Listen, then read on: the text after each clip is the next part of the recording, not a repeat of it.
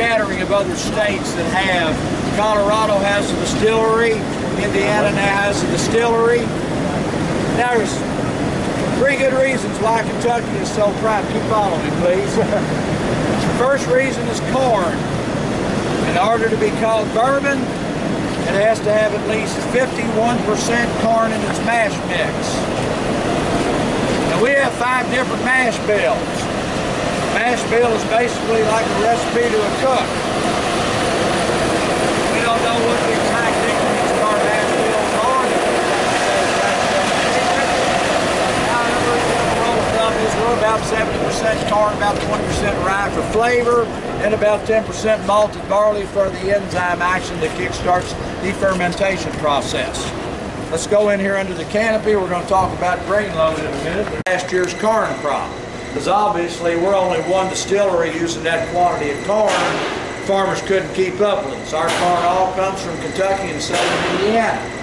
They store last year's crop in grain silos in Louisville, Lexington, and Frankfort, different areas close by, and it's brought to us as we need it. Now what happens here, the grain truck backs in on the scale over here, this black and yellow device, and we weigh him full. He pulls off the scale and he backs in under this yellow device out here. Its proper name is a grain extractor. We like to call it the stinger. Swings out, the silver tube goes down the grain load in 2 or 3 different locations, and it extracts grain samples. And those grain samples are carried by a vacuum tube into our lab house here. They're looking for several different things. First thing they're going to check for is moisture content. We don't take anything with over 14.5% moisture. First of all, we don't want to buy water. Secondly, the more moisture in grain, the faster it will mold. They're also going to be checking for mold, mildew, fungus, rocks, diesel fuel, anything that got into that grain that would contaminate it and make it unusable for making bourbon. I understand that last year we rejected 1 truck total for the whole year. So far this year, 0. So they pretty much know what we want, what we expect. We back him in here, we unload him. We'll shine my flashlight down in here. Y'all can see a big silver auger running along this side. Looks like a big corkscrew.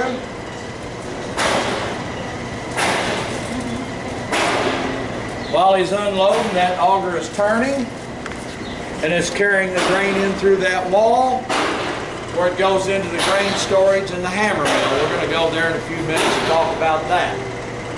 Now after we unload him, he goes back to the scale, we weigh him empty, and that's how we know exactly how much grain we just paid for. Anybody got any questions? Yes, ma'am. Do you use organic grain? Organic grain?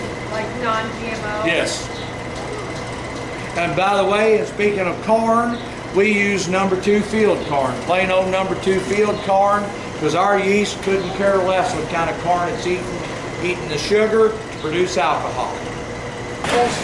Corn, rye, and malted barley. Now, what malted means is after the barley is harvested, it's laid out to dry, it cracks open and sprouts, and those sprouts put enzymes in the mash cooker to kind of kickstart the process. It takes 4 of these to fill one of our 50,000-gallon fermentation tanks, of which we have 13. So we are fermenting 650,000 gallons of mash at one time. And what starts in here is 6,000 gallons of water is brought up to a 215-degree boil, at which time we add the corn and the rye. And we stir that and we cook it for about 45 minutes. Now we got to bring the temperature down because the enzyme in malted barley won't survive at boiling temperatures. So the cooling coils kick in and do their job, and they bring the temperature down to 150, which is a safe temperature level to add the malted barley. We add the malted barley, we stir it for about another hour and a half, cook it for about another hour and a half, for a total cook time of about 2 to 2.5 hours. From there it's ready to go up to the fermentation tanks. Now we hold back part of this batch to start the next batch. Have any of y'all ever made sourdough friendship bread? You know how you hold back part of this batch to kickstart the next batch? We do exactly the same thing here. We call it back set. Hold back some, start the next batch. Now from here it goes up to fermentation tanks, and this is where the real fun starts because the yeast gets to start eating. We add the Belgian yeast, and it's been found over the years, experimentation, trial and error, Barton likes the Belgian yeast. They add the yeast goes to work on the corn and the sugar, and it actually produces three things up there in the fermentation tanks. It produces CO2, heat, and alcohol. And we only want to keep one of those, the other two are vented off. And after about 5 days up there in the fermentation tank, after the yeast has had all the fun it can have, it goes into what we call a beer well. The beer well is a 68,000 gallon holding tank. And there's a reason we call it the beer well, because we have distiller's beer. What we've done up to this point is exactly the same thing the breweries do. We have produced beer.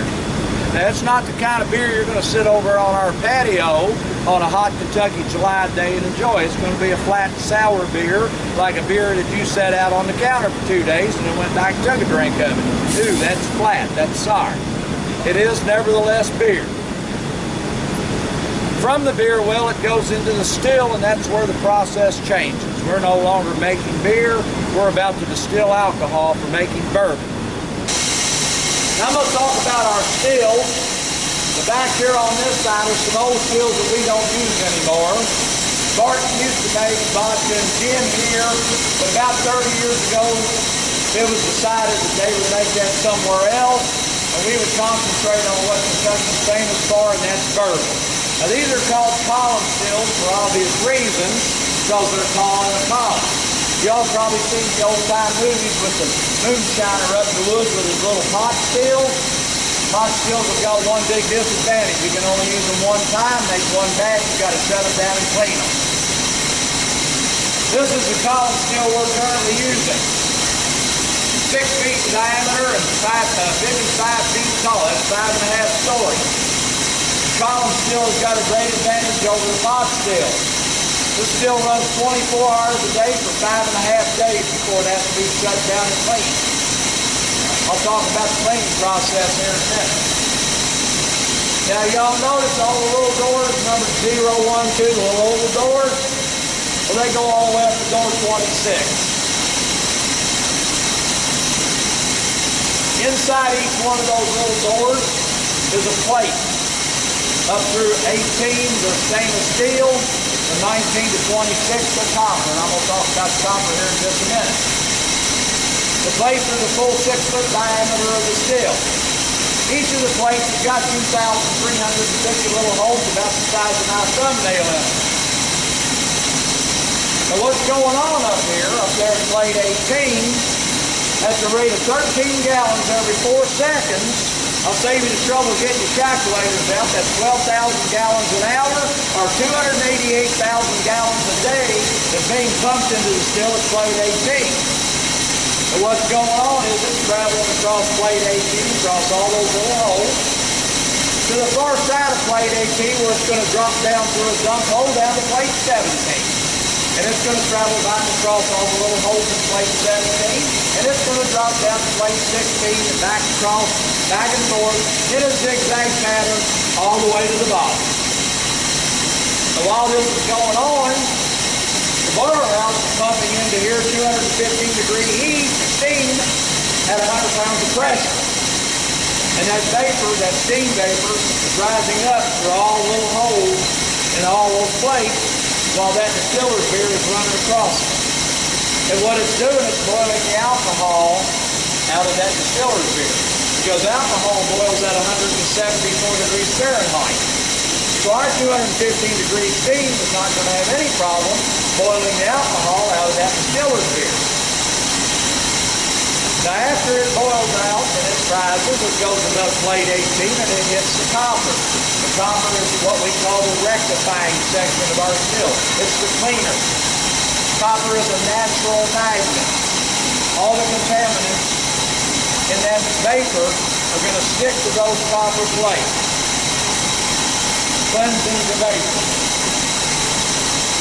That's why we have to shut the stills down after 5.5 days, because we got to clean those copper plates. We use very hot water, citric acid, and a food-grade caustic to clean the still. Sometime late Saturday afternoon, Saturday evening, they'll shut the still down. They'll begin cleaning it. It'll be down for 24 to 30 hours. Sometime early Monday morning, late Sunday night, early Monday morning, they will fire the still back up, and it will be ready to go for 24 hours a day for another 5.5 days. Now, after the vapor passes up through all the copper plates, up past plate 26, it goes back into a condenser. Now, condenser is nothing more than a big pipe with small water pipes and cold water running through it. And we all know what happens to vapor when it condenses. It turns back into liquid. In this case, liquid alcohol. From the condenser, it goes into what we call a doubler. And the doubler is a second distillation process. It reheats it. It boils a little more contaminants out of it, and it actually enhances the alcohol value. Now keep in mind what went in at plate 18 was a 6 to 8% alcohol beer. What's coming out of the doubler is now 145 proof, 72% alcohol. And then from there it goes to what we call the tail box, T-A-I-L. Tail box is actually the end of it. By the way, folks, let me stop here a minute. This is our master distiller, John Hargrove. Hello. You're a busy man this week. It's the first time I've seen you. Yeah, I'm everywhere. You haven't been around at me because I haven't seen you this week. How's everybody doing? Good. Good. Any questions? He can answer all of them, I think. Well, maybe not quite as technically as you can, but I can cover most of them. You guys came on one of the hottest days today yet. You climatize to it around here, though. Yeah. It's July in Kentucky, right? Yeah. Have fun. You doing good? All right, buddy. Yep. I'll see you later. Anyway, it goes to the tail box, and as I said, it's about 145 proof. At that point, it is the end of the distillation process, and it's actually at that point ready to go into a barrel. It goes into a barrel as clear as water. The barrel, the aging process of the barrel is what gives it 60% of its flavor and 100% of its color